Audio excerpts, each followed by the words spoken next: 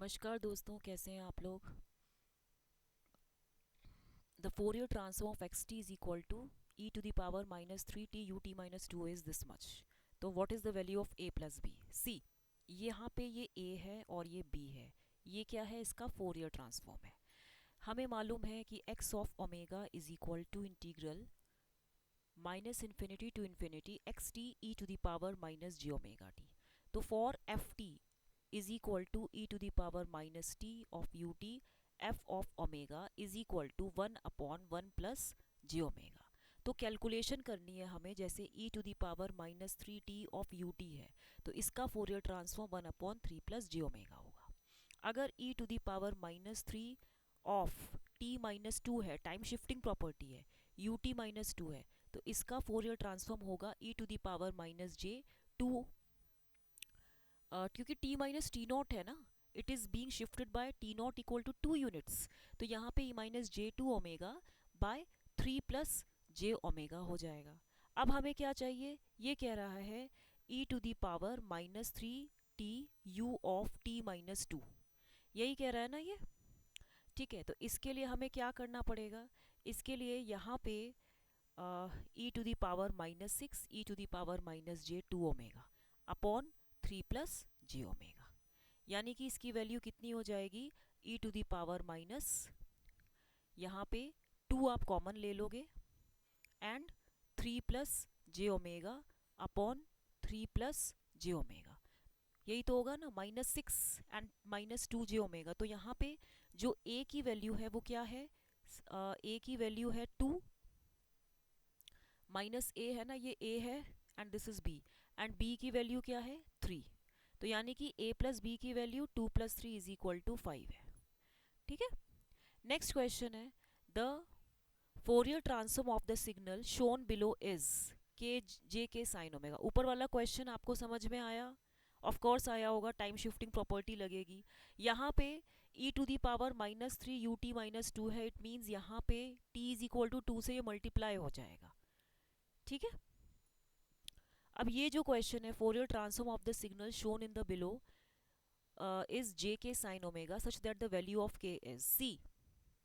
आपको पता है, I just change the marker so that you may easily distinguish. Delta t impulse function है इसका, चाहे आप फोरियर ट्रांसफॉर्म लो, चाहे जेड ट्रांसफॉर्म लो, चाहे लाप्लास ट्रांसफॉर्म लो, ये हमेशा वन होता है। Delta of T minus T naught is equal to, इसका फोरियर ट्रांसफॉर्म लोगे तो e to the power minus ji omega T naught होता है।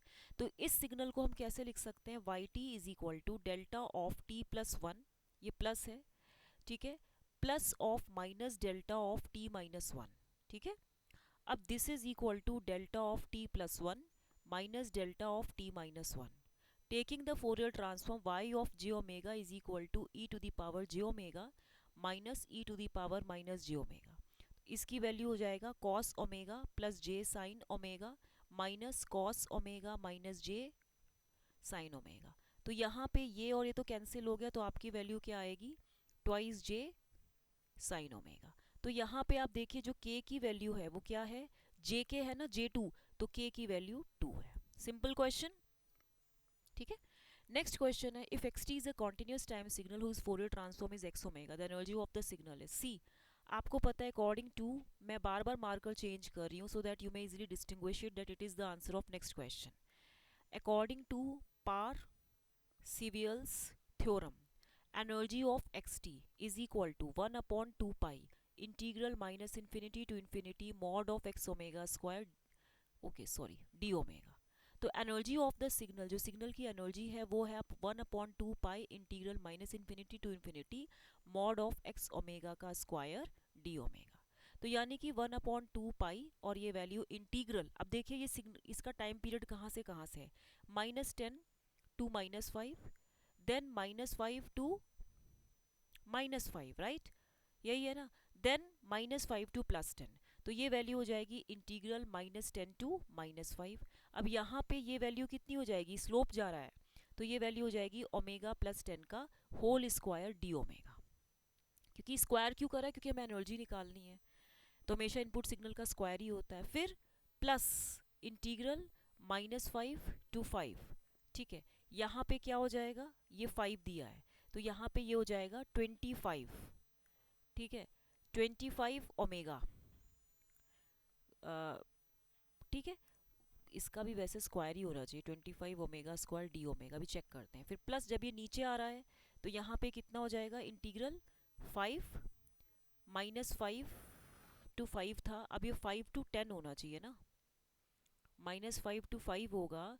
अब ये जो होगा ये 5 to 10 होगा, यहाँ से लेके -10 to -5, -5 to 5, देन 5 to 10। तो ये वैल्यू कितनी हो जाएगी, माइनस ओमेगा प्लस 10 इसका स्क्वायर, ठीक है, डिवाइडेड बाय 1 -1/3, ठीक है, इंटू डी ओमेगा। अब ये वैल्यू कितनी हो जाएगी, 1/2 पाई। अब इसको सॉल्व करिए आप। अगर जैसे ये है ओमेगा प्लस 10 का होल स्क्वायर, तो omega square plus 100 plus 20 omega, फिर यहाँ पे ये 25 ओमेगा स्क्वायर, फिर यहाँ पे omega square plus 100 minus 20 omega. अब ये वैल्यूज़ हैं आपकी, ये -10 to -5 है, ये वैल्यूज़ है -5 to 5 है, ये वैल्यूज़ हैं आपकी 5 to 10 है।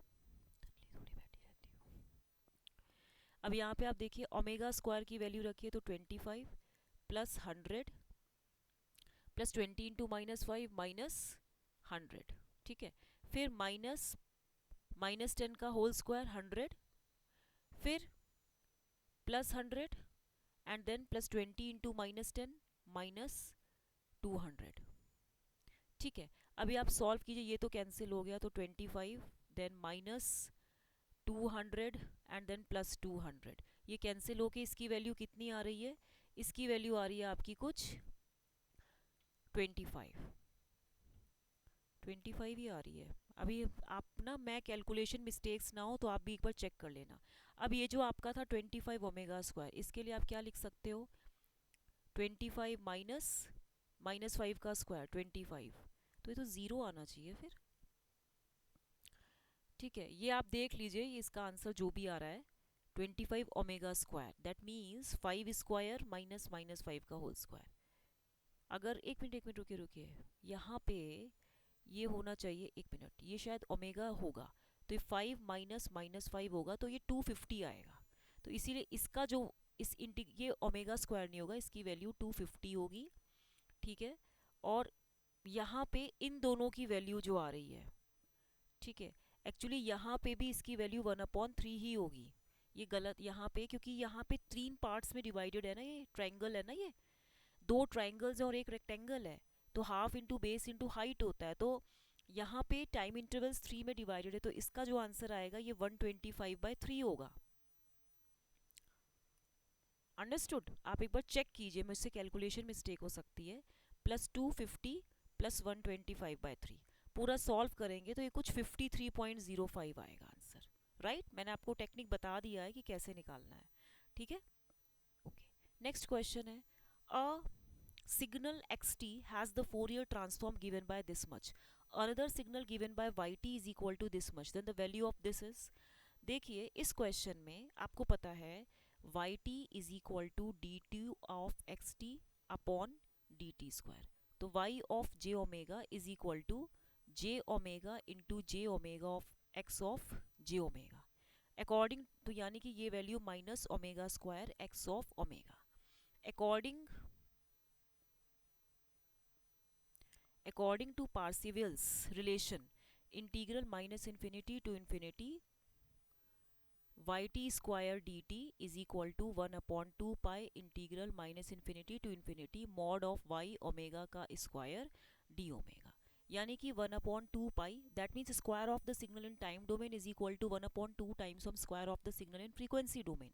तो ये हो जाएगा integral -infinity to infinity omega square x of omega का whole square d omega, right. अब यहाँ पे जब आप इसको सॉल्व करेंगे तो ये वैल्यू कुछ 1/2 pi integral -1 to 1 omega to the power 4 d omega आएगा। अगर आप चेक करें तो यहाँ पे x ओमेगा 1 दिया है, तो इसीलिए लिमिटेशंस क्या हो जाएंगी, -1 to 1, ठीक है, एंड ये 0 है। अब जब आप ये करेंगे 1/2 पाई, तो omega 5 to the omega to the power 5/5 -1 to the power 1, तो 1/2 पाई इंटीग्रल, ये वैल्यू कितनी होगी 1/5, 1 to the power 5 -1 to the power 5, तो ये वैल्यू हो जाएगी 1/2 पाई इंटू 1/5 इंटू 1 माइनस, ये वैल्यू -1, तो ये वैल्यू 2/5, 2/2 पाई इंटू 5 यही होगा। दैट मीन्स ये वैल्यू कितनी होगी 1/5 पाई। दैट मीन्स ये वैल्यू 0.0636 हो गई। तो ये वैल्यू 1.0636 होगी, राइट। तो आपको अगर मेरा कितने क्वेश्चंस बताए मैंने, एक, ये दो, ये तीन, ये चार, चार क्वेश्चंस बताए। इनको लाइक शेयर सब्सक्राइब करना मत भूलिएगा। Okay, thank you very much.